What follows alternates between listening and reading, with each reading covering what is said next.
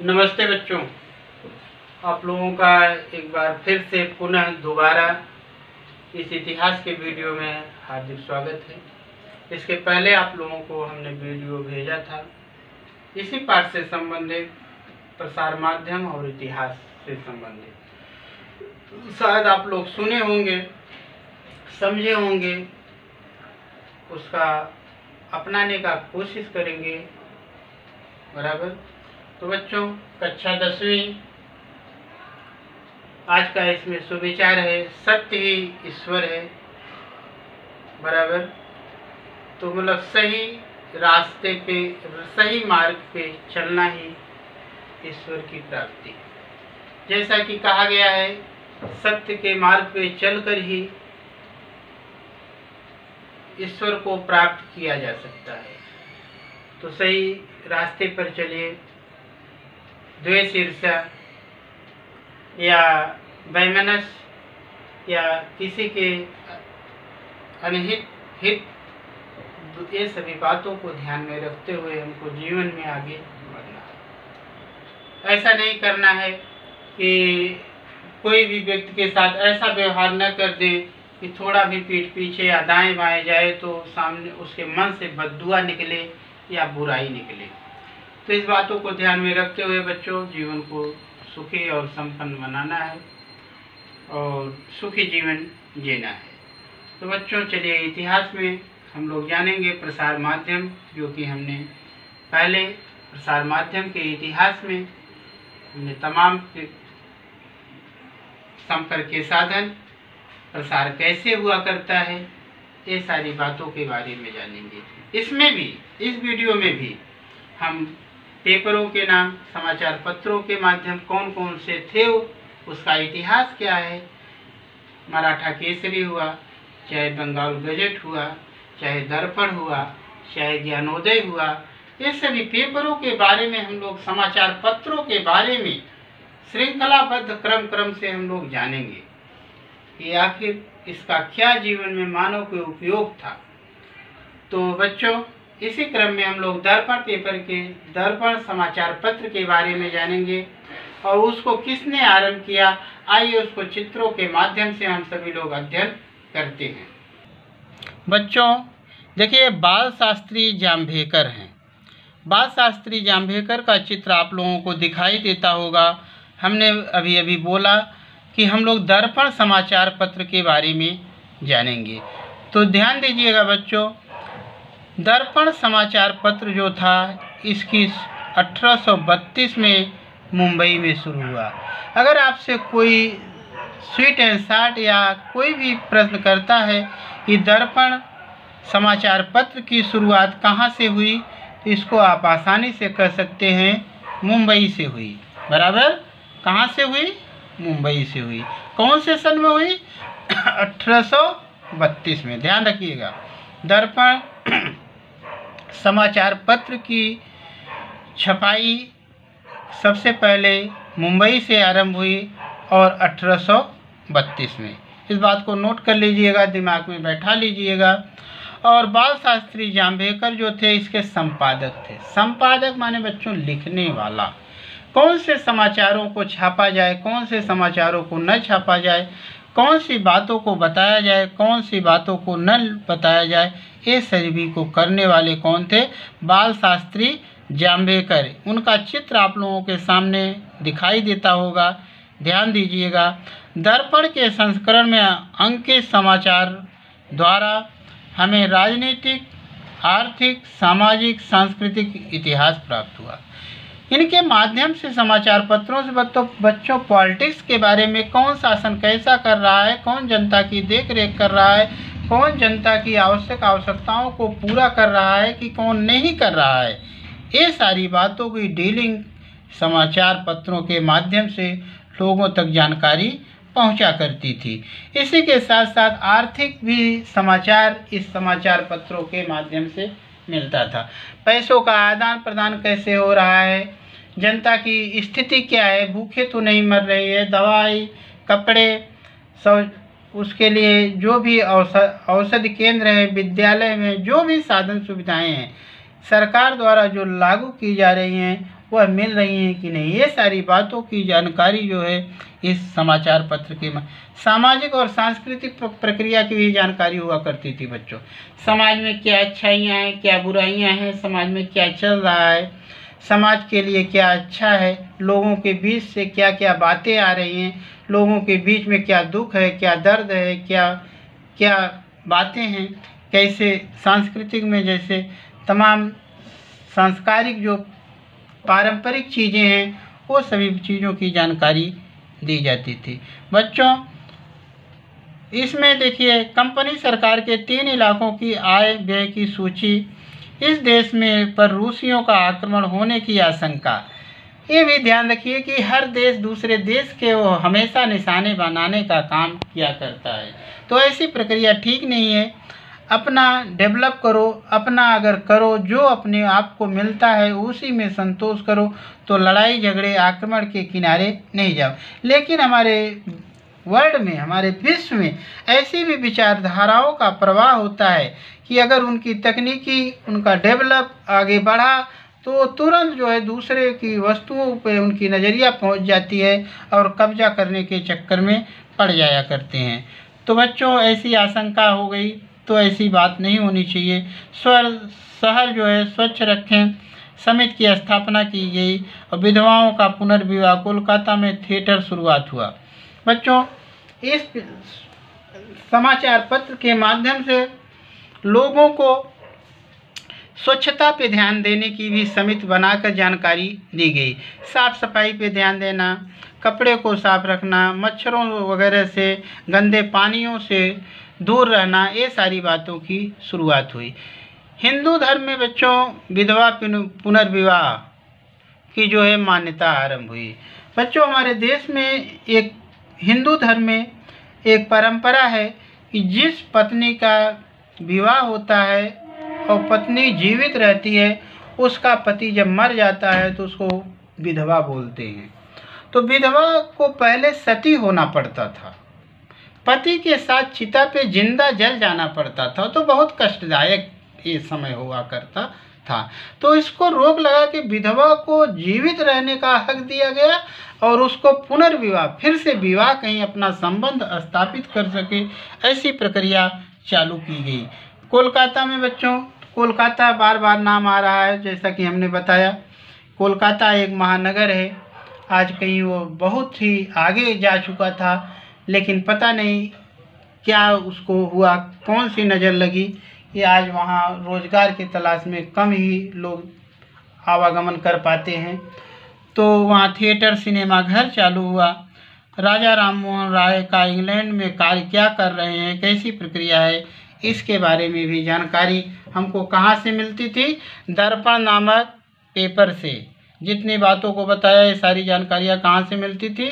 दर्पण नामक समाचार पत्र से। जैसे आज पेपर है, दैनिक जागरण है, नवभारत टाइम्स है, यशोभूमि है, यह तमाम पेपर हैं, समाचार पत्र हैं। उसी तरह का 1832 में मुंबई से प्रकाशित होता था, जिसके प्रकाश संपादक जो थे, लिखने वाले, छपवाने वाले वो बाल शास्त्री जाम्बेकर थे। उनका चित्र आपको सामने मैं दिखाया। तो हमारे ख्याल से हमारी ये बातें आप लोगों को समझ में आई होंगी बच्चों। दर्पण नामक समाचार पत्र की जानकारी आप तक पहुंची होगी। चलिए आगे देखते हैं बच्चों। अभी आप लोगों ने दर्पण पेपर के नाम पर समाचार पत्र के बारे में आप लोगों ने जाना। आइए हम लोग अगला समाचार पत्र के बारे में जानते हैं। अगला समाचार पत्र का नाम है बच्चों प्रभाकर। इस समाचार पत्र को भाऊ महाजन, भाऊ माने भाई, भाई माने अपना ब्रदर मतलब रिलेटिव, भाई माने गुंडा बदमाश नहीं बच्चों, ने प्रारंभ किया। इसमें फ्रांस की राजक्रांति का इतिहास, लोक हितवादी, सामाजिक पुनर्जागरण पे लिखे हुए 100 पत्र प्रकाशित हुए। बच्चों प्रभाकर नामक पेपर जो था, भाऊ महाजन ने जो इसका प्रकाशन किया, संपादन का काम किया, उसमें किस बातों का वर्णन किया, इसके बारे में हम लोग जानेंगे। इन्होंने फ्रांस की राजक्रांति का नाम आप लोगों ने सुना होगा। मार्टेस्को, अल्टेयर या तमाम लोग थे वहाँ के समाज सुधारक थे। मतलब समाज में जो वहाँ की बुराइयाँ थी, समाज में जो जिसको हे दृष्टि से देखा जाता था या तमाम तरह की समाज में बुराइयां थी, उसको दूर करने का काम इन लोगों ने किया था। वाल्टेयर, मातेस्कू, रूसो, ये सभी लोग प्राप्त, और उसकी जानकारी हमको कैसे हमारे भारत देश में प्राप्त होती थी, इस पेपर प्रभाकर नामक पेपर से भाऊ महाजन के माध्यम से लिखा जाता था और समाचार पत्र के माध्यम से हम तक जानकारी पहुंचती थी। तो बच्चों, इसी क्रम में, इसी कड़ी में आइए हम लोग अगली हेडिंग को जानते हैं। अगली हेडिंग है ज्ञानोदय।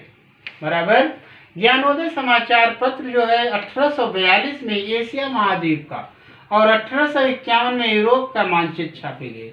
ये ज्ञानोदय समाचार पत्र में 1842 में एशिया मतलब अंतर्राष्ट्रीय स्तर पे इस समाचार पत्र को प्रकाशित किया जाता था। 1851 में तमाम विदेशी यूरोपीय देशों को, इंग्लैंड हुआ या और अन्य देश जो भी हुए, उनका भी प्रकाशन संपादन का काम होता था। मराठी समाचार पत्र में प्रथम चित्र छापने का सम्मान ज्ञानोदय को प्राप्त हुआ और बिजली की सहायता से समाचार पहुंचाने का यंत्र टेलीग्राम का प्रारंभ 1852 में हुआ।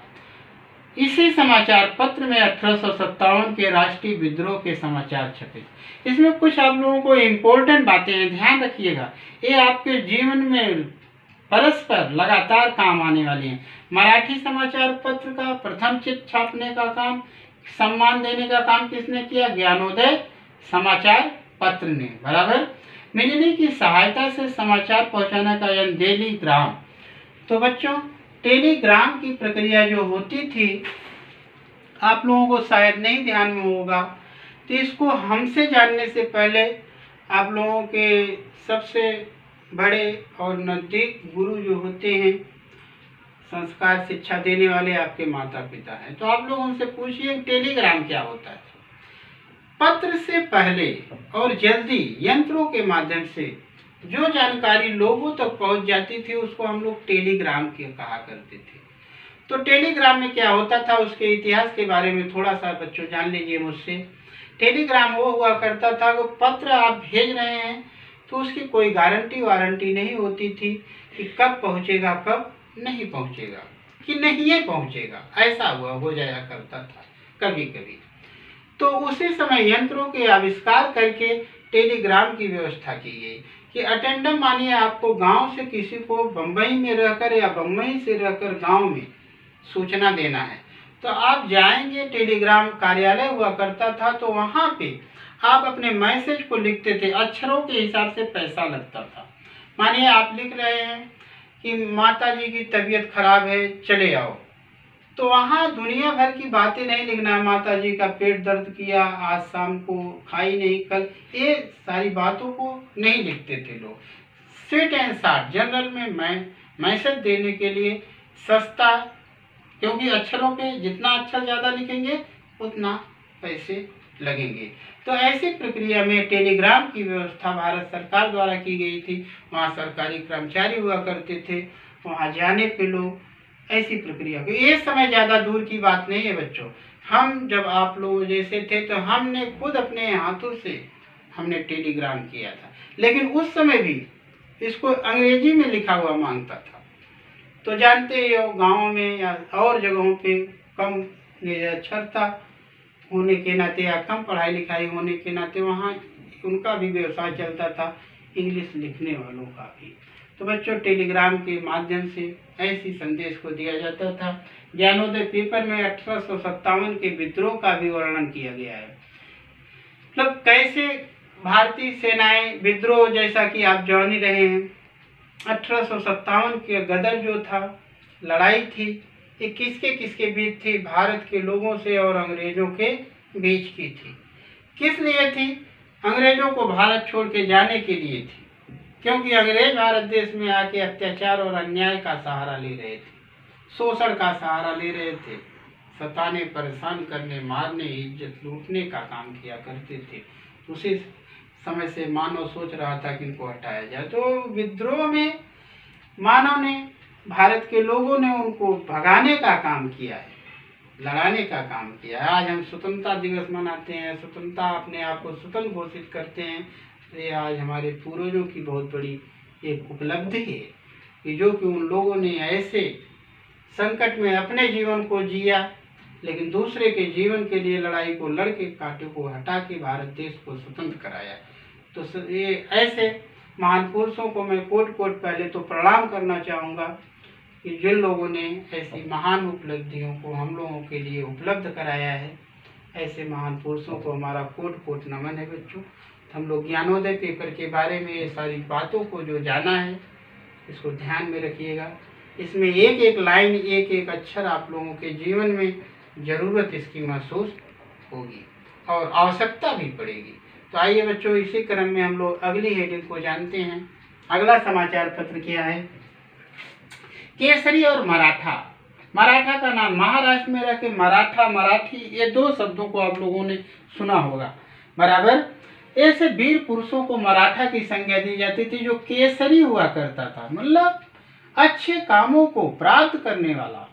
ऐसे पुरुष को केसरी, हिंद केसरी ऐसी संज्ञा से संबोधन किया जाता था। तो बच्चों ध्यान से सुनिएगा, केसरी और मराठा के बारे में। स्वतंत्रता पूर्व के समय समाचार पत्रों के इतिहास में महत्वपूर्ण चरण के रूप में केसरी और मराठा समाचार पत्रों का उल्लेख किया जाता है। ये समाचार पत्र 1881 में कब 1881 में गोपाल गणेश आगरकर और बाल गंगाधर तिलक ने प्रारंभ किया। किसने बच्चों? दो लोगों ने मिलकर। हमारे भारत देश की दो बड़ी हस्तियां 1881 में गोपाल गणेश आगरकर और बाल गंगाधर तिलक, इन लोगों ने समाचार पत्र को आरंभ किया। उसका क्या नाम दिया? केसरी और मराठा, बराबर। देश की दशा, देश की भाषा में लिखे गए ग्रंथ और विलायत की राजनीति को भी केसरी ने लिखने का प्रारंभ किया। तो बच्चों, इस केसरी और मराठा में विलायत की भी राजनीति, विलायत माने ये तो जनरल भाषा है, हमारे ख्याल से आप लोग समझते होंगे। विलायत माने दूर, जैसे हम लोग कहीं जाते थे कभी और वहाँ से जब जल्दी नहीं आते थे तो लोग कहते थे भेजने वाला, कहाँ गए थे? विलायत चले गए थे, मतलब दूर। तो इस समाचार पत्र ने दूसरे देशों की भी या भारत देश की भी दूर दूर तक बाल गंगाधर तिलक या और उनके सहयोगियों ने इस समाचार पत्रों को जानकारी लोगों तक पहुंचाने का कार्य किया कि देश में क्या हो रहा है, क्या चल रहा है, क्या साधन सुविधाएं हैं, क्या समस्याएं हैं, क्या परेशानियां हैं। ये सारी बातों को छापकर संदेश देने का काम किए थे। तो मराठा द केसरी या मराठा और केसरी, केसरी और मराठा, इस समाचार पत्र को याद रखिएगा। बाल गंगाधर तिलक जो थे, इन्होंने बहुत अच्छा अपने कार्यों को किया है। आज इन लोगों का इतिहास में नाम है और रहेगा, और हमारे ख्याल से नहीं बच्चों, जब तक ये धरती और आकाश रहेगा तब तक ये लोग अमर रहेंगे। तो इसी क्रम में बच्चों, आइए आगे हम लोग जानते हैं अगला समाचार पत्र के माध्यम क्या था। पत्र और पत्रिकाएं, बराबर बच्चों। निश्चित समयावधि में प्रकाशित में होने वाली मुद्रित साहित्य को पत्रिका कहते हैं, बराबर। साप्ताहिक पत्रिका, मासिक पत्रिका, द्विमासिक पत्रिका, त्रैमासिक पत्रिका, छमाही पत्रिका, वार्षिक पत्रिका का समावेश होता है। बाल शास्त्री जांबेकर ने मराठी भाषा में प्रथम मासिक पत्रिका शुरू की। बच्चों, पत्र और पत्रिकाएं, पत्र तो हमने लिखा कि संदेश भेजा जाता था, लेकिन पत्रिका भी एक संदेश का ही दूसरा रूप है। जो जैसे समाचार पत्रों को हमने बताया कि लोगों तक जानकारियों के माध्यम देकर भेजा जाता था, लोगों को जानकारी देने के लिए, उसी में पत्रिकाएं भी हुआ करती थी। अभी कापी जैसे आपकी बुक्स वगैरह, बुक आप बैग में लिए हुए, उसी तरह की यह पत्रिकाएं भी हुआ करती थी, या साप्ताहिक भी हुआ करती थी, मतलब मासिक माने एक महीने में भी ये छपा करती थी, द्विमासिक होती थी, तृतीय मासिक होती थी, छमाही भी होती थी, वार्षिक भी हुआ करती है। तो ऐसी पत्र और पत्रिकाओं का प्रचलन उस समय भी था, आज भी है। अभी आज भी बुक स्टॉल पे आप लोग जाइए, बोलिए कि इस नाम की हमको पत्रिका दीजिए, तो वह निकाल के तुरंत आप देगा, उसके द्वारा लगे हुए उचित खर्च को लेगा वो। तो बच्चों, ऐसी प्रक्रिया से चलता हुआ आज हमारा भारत देश या हमारे देश के लोग आज समाचार पत्रों को उस समय जाना करते थे, ऐसी जानकारियों को प्राप्त करके और लोगों तक पहुंचाने का काम किया करते थे। तो आइए बच्चों, थोड़ा इसी क्रम में अगला थोड़ा हम लोग जानेंगे वेब पत्रकारिता। कौन सी पत्रकारिता? वेब पत्रकारिता, मतलब पत्रकारिता, समाचारों को पहुंचाने वाला, बराबर। अत्याधुनिक पत्र पत्रिकाओं में वेब पत्रकारिता वर्ग में प्रकाशित होने वाली पत्र पत्रिकाओं का समावेश होता है। इसमें भी मुख्य विषय के रूप में इतिहास ही होता है। सोशल मीडिया चैनल्स, यूट्यूब पर अंग्रेजी और भारतीय भाषाओं में पाठकों और दर्शकों के लिए पठनीय सामग्री उपलब्ध कराई जाती है। वेब पत्रकारिता के नाम बच्चों, इसके बारे में हम लोग जानेंगे। जैसा कि आप सभी लोग जानते हैं, हमारा देश बहुभाषी है, बहुत सारी भाषाओं को बोलने वाला है। तो स्थानीय भाषाएं लोगों को आकर्षण करती हैं। इसके माध्यम से स्थानीय भाषाओं का प्रयोग भारत देश में जगह जगह, चाहे वह यूट्यूब चैनल हो, चाहे मीडिया हो, चाहे टेलीविज़न हो, कोई भी जानकारी का साधन हो, उस पे जो लैंग्वेज आता है वो अलग अलग आता है। तो लोगों को मतलब जानकारी पहुंचाने का काम, लोगों तक बातों को बताने का काम, लोगों को संदेशा देने का काम ऐसे ढंग से भी आज हो रहा है। यूट्यूब चैनल, अभी आपको हम ये वीडियो किस माध्यम से भेज रहे हैं? यूट्यूब चैनल के माध्यम से भेज रहे हैं। आप तक मेरा पढ़ाई हुई, मेरी बताई हुई बातें आप तक जा रही हैं, आप लोग ग्रहण कर रहे हैं। तो ऐसी प्रक्रिया में मानव तमाम तरह की प्रक्रियाओं को किया करता था। जब से टेक्नोलॉजी आई और तेज हो गया और लोगों तक जानकारियाँ पहुंचने लगी। तो इसी क्रम में बच्चों, आइए हम लोग अगला जो हेडिंग जानेंगे वो क्या है? आकाशवाणी। आकाश तो जान ही रहे हैं, ऊपर, वाणी माने आवाज, आकाश से आने वाली आवाज। अभी मोबाइल है मानिए हमारा, तो हम यहाँ से बोल रहे हैं, आप वहाँ से सुन रहे हो, बीच में कनेक्ट कहाँ से है वो हमको दिखाई नहीं दे रहा है, न इसमें वायर लगा है, न कोई तार लगा है। तो यह वाणी जो जा रही है हमारी, ये कहाँ से होते हुए जा रही है? आकाश से होते हुए जा रही है। लेकिन उस वाणी की हम बात नहीं कर रहे हैं, हम बात कर रहे हैं जब मानव धीरे धीरे विकास की तरफ जा रहा था, किसान भाइयों के लिए, महिलाओं के लिए, बेरोजगारों के लिए या अन्य लोगों के लिए इसकी जानकारी दी जाती थी, और वह आकाशवाणी के माध्यम से, दूरदर्शन केंद्र के माध्यम से लोगों तक रेडियो, ट्रांजिस्टर, टेलीविज़न के माध्यम से वहाँ तक पहुँचाया जाता था। तो उसके बारे में आइए बच्चों थोड़ा सा हम लोग नज़र डालेंगे, देखते हैं। बच्चों, आकाशवाणी स्वतंत्रता पूर्व समय में 1924 ईस्वी में इंडियन ब्रॉडकास्टिंग कंपनी, कौन सी? 1924 में, बराबर। स्वतंत्रता के पहले हमारा देश स्वतंत्र कब हुआ था? 1947 में। किन सी कंपनी थी? Indian broadcasting company, IBC। क्या नाम दिया उन्होंने? हर में IBC नाम से प्रतिदिन कार्यक्रमों का प्रसारण करने वाला एक निजी रेडियो केंद्र शुरू हुआ, बराबर बच्चों। निजी रेडियो केंद्र, रेडियो के माध्यम से कार्यक्रम को चलाया जाता था। बाद में अंग्रेज सरकार ने इस कंपनी का इंडियन स्टेट ब्रॉडकास्टिंग कंपनी, बाद में अंग्रेजों ने क्या किया? ISBS शॉर्ट फॉर्म नामकरण किया। किसने? अंग्रेजों ने किया।